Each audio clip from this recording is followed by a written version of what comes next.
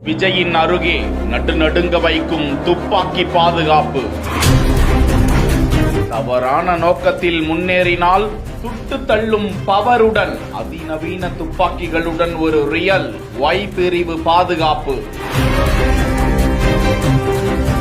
கட்சி தொடங்கி ஓராண்டுக்குள் மாநாடு போட்டு தனது பலத்தை நிரூபித்து விட்ட தமிழக வெற்றி கழகத்தின் தலைவர் விஜய் 2வது ஆண்டில் அடியெடுத்து வைத்து தமிழக அரசியல் களத்தில் தீயை பற்ற வைத்து வருகிறார். ஒரு சேர திமுகவையும் அதிமுகவையும் எதிர்கொண்டு வரும் அவருக்கு அந்த ஒய் பிரிவு பாதுகாப்பு வழங்கப்பட்டு இருக்கிறது. கடந்த மாதமே ஒய் பிரிவு பாதுகாப்பு வழங்க உள்துறை அமைச்சகம் உத்தரவிட்டிருந்த நிலையில் தற்போது அது அமலுக்கு வந்திருக்கிறது. விஜயின் அருகாமையிலேயே அதீத பயிற்சி பெற்ற துப்பாக்கியை கையாளக்கூடிய 8 முதல் 11 பேர் கொண்ட துப்பாக்கி ஏந்திய மத்திய ரிசர்வ் படை கமாண்டோக்கள் சுழற்சி முறையில் அவருக்கு பாதுகாப்பு வழங்குவார்களாம். விஜய் செல்லும் இடங்களில் எல்லாம் பவுன்சர்கள் பாதுகாப்பில் அவர் சென்று வரும் வேளையில் இனி மத்திய ரிசர்வ் பாதுகாப்பு படையின் கமாண்டோக்கள் விஜய்க்கு பாதுகாப்பு வளையமாக இருப்பார்கள் என்றும் கூறப்படுகிறது.